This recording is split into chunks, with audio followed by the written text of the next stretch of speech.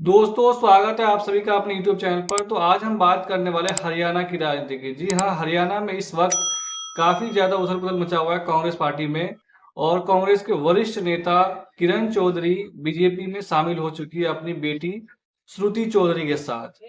हरियाणा में फिलहाल ही अभी राज्यसभा में एक उपचुनाव होने वाला है। दीपेंद्र सिंह हुड्डा ने लोकसभा चुनाव जीतने के बाद अपने राज्यसभा पद से इस्तीफा दिया है और किरण चौधरी ने पार्टी से इस्तीफा देते हुए बीजेपी में शामिल हो गई है। और ऐसा ये माना जा रहा है कि किरण चौधरी और बीजेपी के बीच में ये समझौता हुआ है कि किरण चौधरी को बीजेपी राज्यसभा का उम्मीदवार बनाएगी और उनकी बेटी श्रुति चौधरी को उनकी जो विधायकी है सीट है, उन सीट पे उनको उनकी बेटी को चुनाव लड़वाया जाएगा। ऐसा ये समझौता सामने आया है। लेकिन किरण चौधरी आखिर छोड़ के गई क्यों? काफी लंबे समय से चौधरी बंसीलाल के पुत्री रही है उसके परिवार का। लेकिन हरियाणा के राजनीति में परिवारों का काफी ज्यादा दबदबा था, पहले था। अब ऐसा देखा जा रहा है कि अब इस परिवारों का दबदबा जो है वो बिल्कुल खत्म हो चुका है। चाहे वो चौधरी देवीलाल परिवार का हो, चाहे भजनलाल परिवार का हो, चाहे या फिर बंसीलाल परिवार का हो।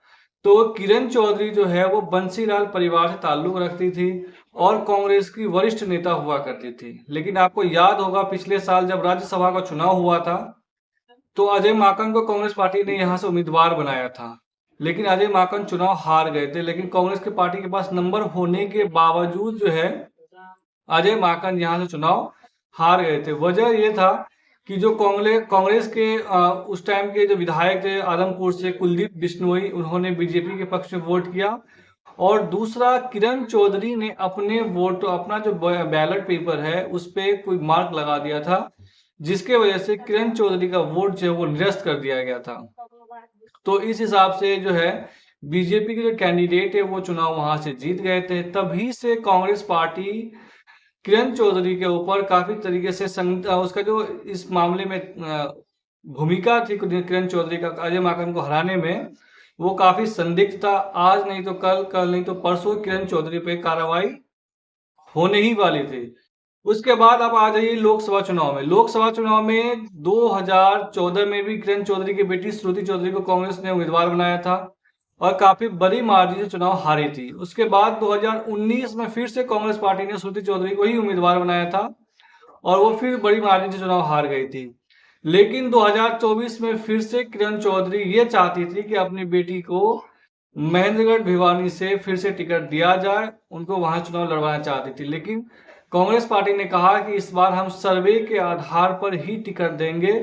और जब कई प्रकार मल्टीपल सर्वे करवाया गया और सर्वे में वहां के लोकल नेता राव दान सिंह का नाम सबसे ऊपर आ रहा था, इसीलिए कांग्रेस पार्टी ने सर्वे के आधार पर 2024 लोकसभा चुनाव में राव दान सिंह को महेंद्रगढ़ भिवानी से उम्मीदवार बनाया था।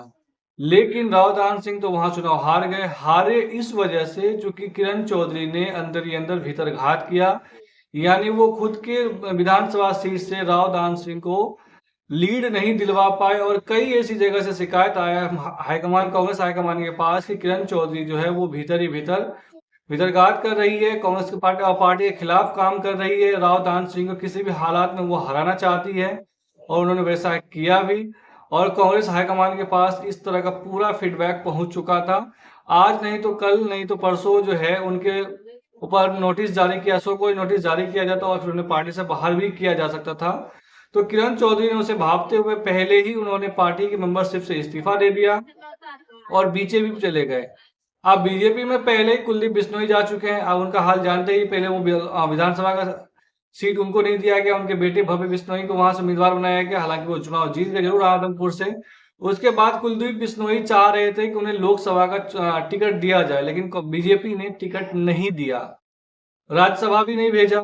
उसके बाद अब बारी आती किरण चौधरी की। किरण चौधरी का ही हाल लगभग ऐसा ही होने वाला है, क्योंकि किरण चौधरी ने, हालांकि समझौता तो ये सामने आया है कि किरण चौधरी को बीजेपी राज्यसभा का उम्मीदवार बनाएगी और उनके सीट पर जो उपचुनाव होने वाले हैं या फिर चुनाव होने वाले हैं, 3 महीने बाद हरियाणा में विधानसभा चुनाव होने वाला है, तो उसके सीट पर उसकी बेटी श्रुति चौधरी को चुनाव लड़वाया जाएगा। ऐसा कयास मीडिया में लगाया जा रहा है, कई सोर्सेस लगा रहे हैं। लेकिन फिलहाल दोनों माँ बेटी जो है वो बीजेपी में शामिल हो चुके हैं। अब ये देखने वाली बात है, क्योंकि यहाँ पर अभी बीजेपी ने राज्यसभा चुनाव के लिए अपना उम्मीदवार का ऐलान नहीं किया है। अगर माने तो कुमारी शैलजा ने कहा है, अगर कुमारी शैलजा से पूछा गया मीडिया के द्वारा तो उन्होंने कहा कि किरण चौधरी के साथ जो है वो इंसाफ नहीं हुआ, इस वजह से वो चली गई। लेकिन कांग्रेस पार्टी के अंदर भी दो गुट है, एक हुड्डा ग्रुप है और दूसरा है SRK, जिसमें SR तो है लेकिन के जो है वो पार्टी छोड़ के चली गई। एस का मतलब सुरजेवाला और के का मतलब किरण चौधरी था और कुमारी शैलजा थी। तो कुमारी शैलजा और सुरजेवाला तो पार्टी के अंदर है, लेकिन किरण चौधरी जो है वो पार्टी छोड़ करके चली गई। तो इस बार 3 महीने बाद विधानसभा चुनाव भी होने वाले हैं, लेकिन इस बार मामला ये लग रहा है कि हरियाणा में कांग्रेस के पक्ष में माहौल बना हुआ है। अगर अभी चुनाव हो जाता है हरियाणा के अंदर विधानसभा का, तो वहां पर कांग्रेस पार्टी अच्छे खासे मार्जिन से सरकार वहां पर बनाती हुई दिख रही है। तो बहुत सारे नेताओं ने अपना फीडबैक दिया है, या हुड्डा परिवार ने खुद कहा है, या जो कांग्रेस का भी वर्तमान में प्रदेश अध्यक्ष है हरियाणा के उदय भान, उन्होंने कहा कि किरण चौधरी कहीं भी चले जाए, कहीं भी कुछ भी हो जाए, लेकिन यहाँ पर कांग्रेस पार्टी 70+ सीट ला करके सरकार बनाने वाली है। और तमाम सर्वेज का जो रिपोर्ट आए हैं उसमें भी ये बताया जा रहा है कि कांग्रेस पार्टी इस बार हरियाणा में अच्छे खासे बहुमत से सरकार बना सकती है। अब सरकार में जब आएगी तो मुख्यमंत्री कौन होगा, जाहिर सी बात है, जग जाहिर है कि हुड्डा ग्रुप का जो है वो काफी स्ट्रॉन्ग, हुड्डा का जो ग्रुप है हरियाणा में कांग्रेस का, वो काफी स्ट्रॉन्ग है। सुरजेवाला और किरण चौधरी का उतना, कुमारी शैलजा का उतना ज्यादा प्रभाव है नहीं, अपने अपने इलाके में ही है। तो मुझे जहां तक लग रहा है या तो भूपेंद्र सिंह हुड्डा मुख्यमंत्री बनेंगे या फिर भूपेंद्र सिंह हुड्डा बनेंगे। फिलहाल तो ऐसा माना यह जा रहा है कि भूपेंद्र सिंह हुड्डा मुख्यमंत्री की रेस में सबसे आगे हैं। अगर कांग्रेस को 3 महीने बाद होने वाले चुनाव में बहुमत मिलते हैं तो कांग्रेस जो है यहाँ पर आराम से भूपेंद्र सिंह हुड्डा को ही मुख्यमंत्री बनाएगी। लेकिन बात रही राज्यसभा के उपचुनाव का हरियाणा में, तो ऐसा माना यह जा रहा है कांग्रेस के पास कुल 31 विधायक थे, 32 विधायक थे। 32 विधायकों में से 2 तो चले गए छोड़ के कांग्रेस पार्टी में। एक कुलदीप बिश्नोई, वहां पर उपचुनाव हुए और वो वहां से चुनाव जीत भी गए। दूसरा अब किरण चौधरी गई है। लेकिन उसके साथ साथ यहाँ पर कांग्रेस पार्टी के पास 3 निर्दलीय विधायकों का भी सपोर्ट है। और ऐसा कयास ये भी लगाया जाता है कि बीजेपी के कई विधायक जो है वो कांग्रेस पार्टी के कैंडिडेट को सपोर्ट कर सकते हैं।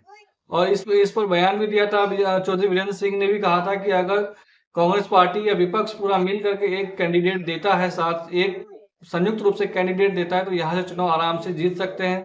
क्योंकि अभी दुष्यंत चौटाला का जो गठबंधन था बीजेपी के साथ वो अलग हो चुके हैं, यानी गठबंधन जो है वो टूट चुका है।